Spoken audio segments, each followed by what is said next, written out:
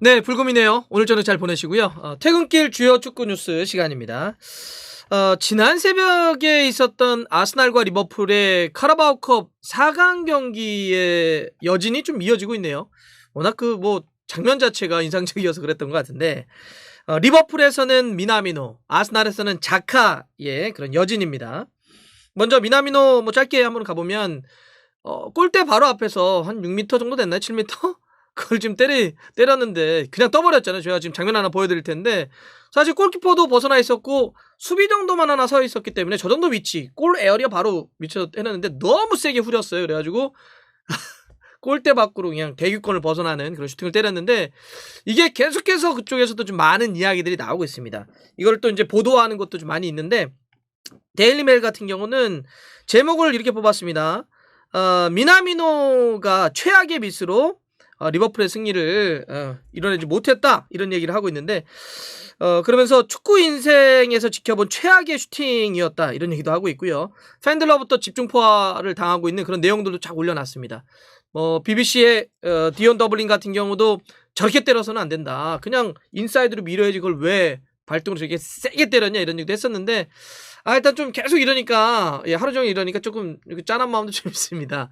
근데 사실 어쩌면 리버풀의 또 고민이기도 하죠. 살라마네가 빠졌을 때 어떻게 할 것이냐, 이런 게 있는데, 미나미노가 요거 잘 넘겨가지고 다음에 또 좀 플레이 보여줬으면 좋겠습니다. 아스날의 자카도 역시 집중 포화를 좀 당하고 있죠.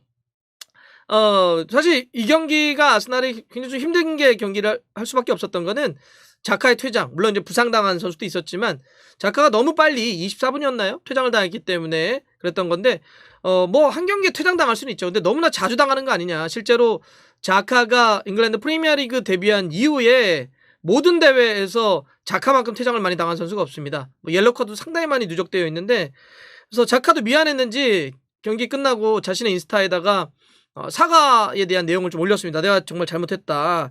이렇게 우리 팀에게, 아스날에게 어려운 상황을 좀 내줘서 정말 좀 그렇다, 이런 얘기를 했는데, 팬들은 쉽게 받아들여지지 않는 것 같습니다. 왜 그러냐고. 이번뿐만 그런 것이 아니라 매번 그런 거 아니냐. 또 리버풀의 레전드죠. 수비 출신의 또 캐러 같은 경우는 또 수비 쪽이니까 정말 쓸데없는 플레이였다.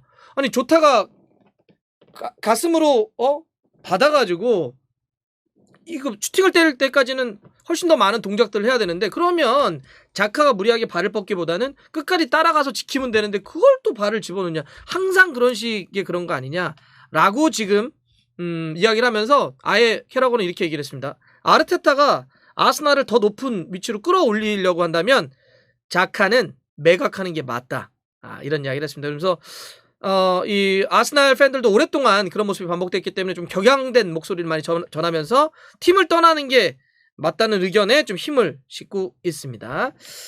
자, 그러면 우리 리버풀 얘기를 했으니까 리버풀 얘기 살짝 또 한번 더 해보면, 리버풀에 지금 사실 미나미노가 살라나 마네의 역할을 좀 이번에 아프리카 네이션스컵 빠졌을 때 해줬어야 되는데, 특히 이제 살라의 공백이 너무 컸다라고 하는 거 아니에요? 이번 시즌 살라는 프리미어리그 전체에 정말 최고의 공격수이죠. 골과 도움, 엄청난 활약을 좀 보여주고 있는데, 최근의 이슈는 리버풀과의 재계약 이슈가 좀 남아 있습니다. 살라가 내년 여름에 리버풀과 계약이 끝나요. 그러니까 지금 빨리 재계약을 해야 되는데, 나이가 92년생 손흥민 선수와 동갑이고 29살입니다, 만으로. 그러면 30 넘기 바로 직전의 나이기 때문에 우리가 빅 사이닝이라고 얘기하는데, 큰 계약을 할 수 있는 마지막 나이예요.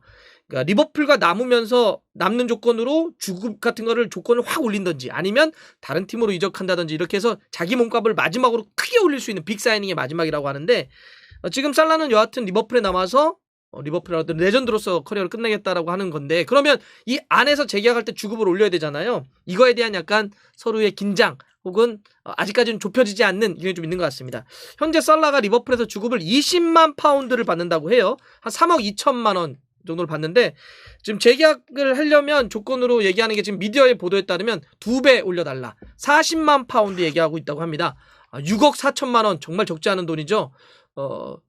근데 사실 요즘 살라를 보면 이 정도는 줘야 되는 것 아닌가 싶긴 한데, 근데 또 리버풀 입장에서는 2배를 올려달라고 하는 거니까 이건 부담감이 좀 되겠죠. 40만 파운드까지 일주일에 만약에 주급에 올라가게 되면 맨유 호날두가 현재 8억 3천만 원을 받는다라고 하는 지금 보도가 나와 있더라고요. 호날두 정말 많이 받네. 그 다음으로 이제 높은 주급이 되는 건데, 여기서 이제 약간 밀당이 있겠죠. 이대로 받아줄지 아니면 조금 해소할지. 여하튼 뭐 살라에게도 리버풀에게 살라에게는 중요한 존재이기 때문에 마무리는 대대하지만 요 내용 안에서는 뭔가 조금 조절이 있지 않겠냐 이렇게 좀 생각이 되고요. 자, 맨유로 한번 넘어가면 맨유의 지금 뛰지 못하고 있는 반더비크, 솔샤르 감독 때도 랑리그로 감독이 바뀌고도 지금 뛰지 못하고 있습니다. 그래서 지금 연결되고 있다는 팀이 있어요. 독일의 도르트문트, 그다음에 또 잉글랜드에서 사우디아라비아번이 들어간 뉴캐슬 쪽에서 이적보다는 일단 임대로 데려가고 싶다라고 하는 말들이 좀 나오고 있다고 합니다. 반더비크 같은 경우도 지금 2시즌 동안 맨유에 있는데 철저하게 백업으로 밀려있는 상태잖아요.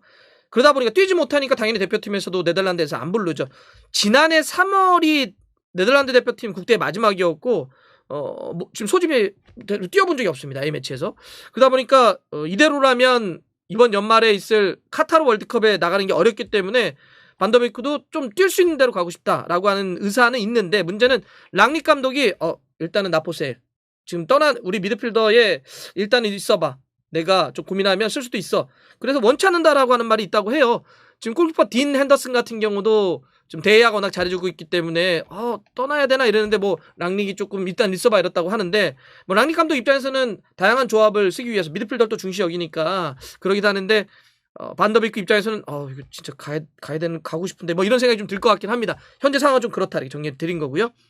아스날 쪽으로 한번 가보면, 아스날이 바르셀로나와 유벤투스를 거치면서 뛰었던 그 브라질 출신의 미드필더 아르투르와 개인 합의를 했다, 이적에. 이런 지금 이제 보도가 좀 나와 있습니다. 사실 아르투르가 유벤투스로 가서 2시즌 동안 좀 백업에 머물러 있잖아요. 역시 이 아르투르 같은 경우도 1년 넘게 지금 브라질 대표팀에서 경기를 못 뛰었기 때문에, 나 대표팀 다시 브라질 가고 싶어, 그러려면 팀에서 뛰는 게 중요하잖아. 그래서 뛸 수 있는 곳을 찾고 있었고, 아스날 같은 경우 이제 아스날이 선수를 영입하는 또 이렇게 그 책임자가 에두 브라질 출신이잖아요. 그래서 어떤 관계들이 있기 때문에 이번에 이렇게 연결되어 있다고 하는데, 어디까지나 이거는 개인 합의입니다. 팀과 선수가 개인 합의할 수 있지만 결과적으로 오피셜이 뜨려면 구단과 구단이 해야 돼요. 그게 이적료는 구단과 구단이 주고받는 돈이기 때문에, 그러면 이제 남은 것은 아스날과 유벤투스의 합의가 좀 될 텐데, 요건 좀 더 지켜보긴 해야 되겠죠. 뭐 개인 합의 됐다고 다 되는 게 아닙니다. 이런 경우도 많이 있어요. 근데 여하튼 만약에 아스날이 온다면 좋은 영입이 될 거라고 봐요. 아르투르 같은 경우는 그러니까 뭐 중미도 가능하고 박투박도 다 볼 수 있습니다. 약간 올렸을 수도 있고 내렸을 수 있기 때문에 지금 아무래도 아스날이 전체적으로 막 올라가긴 하는데 중미가 좀 부족하다라는 평가가 있기 때문에 저는 많이 데려올 수 있다고 한다면 아스날이 도움이 될 것이다. 마지막으로는 아약스의 오피셜과 더불어서 토트넘에게도 영향을 미칠 수 있는 계약 흐름을 하나 좀 말씀드리겠습니다. 아약스가 그 브라질 출신의 윙어였죠. 다비드 네레스를 우크라이나의 샤흐타르 도네츠크로 이적하는 걸 오피셜 띄웠습니다. 그러니까 우크라이나 쪽으로 이적을 한 거죠, 다비드 네레스가. 사실 다비드 네레스 같은 경우도 우리가 인상적인 모습을 볼 때도 있었지만, 사실은 선발보다는 교체로 좀 아약스에 머물러 있기 때문에 나이도 좀 20대 중반이면 어리잖아요. 그래서 나 더 뛰고 싶어 라고. 사실 샤흐타르 같은 경우는 뭐 우크라이나 쪽에서는 뭐 짱 먹는 클럽이기 때문에 여기서는 이제 챔피언스리그라든지 항상 나갈 수 있는 팀이라는 거죠. 그래서 그러니까 자신의 어떤 분위기 흐름의 반전을 위해서 다비드 네레스도 좀 변화를 선택을 했고 이제 넘어갔습니다. 그러면 이게 왜 토트넘과 연결될 수 있느냐? 사실 아약스가 지금 토트넘의 베르베인과 계속 연결이 좀 돼 있었잖아요. 네, 연결이 돼 있었는데, 아약스와 토트넘의 그 이적료라든지 이런 돈 문제가 좀 걸려가지고 여기서 입장차가 조율이 안 되다 보니까 아직 그 진행이 안 됐었는데, 자, 아약스가 같은 포지션을 뛸 수 있는 윙어를 다비드 네레스를 도네츠크로 보냈죠.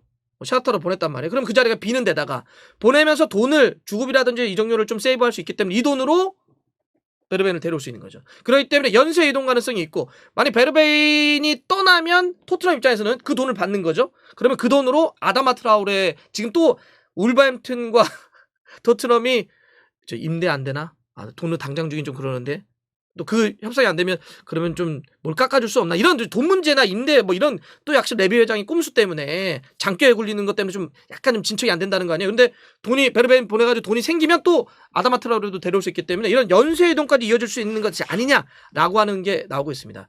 자, 불금에도 계속 이제 이야기들, 이적 이야기들은 나오고 있고, 아무래도 이제 1월 이적 시장이 한 절반 정도 지났기 때문에 지금까지 생각보다 조금 적게 나오는 것 같거든요. 하지만 주말 지나고 이제 A매치 직전 막 해서는 좀 많이 나오지 않을까. 않을까. 나오는 대로 또 정리해서 말씀드리겠습니다.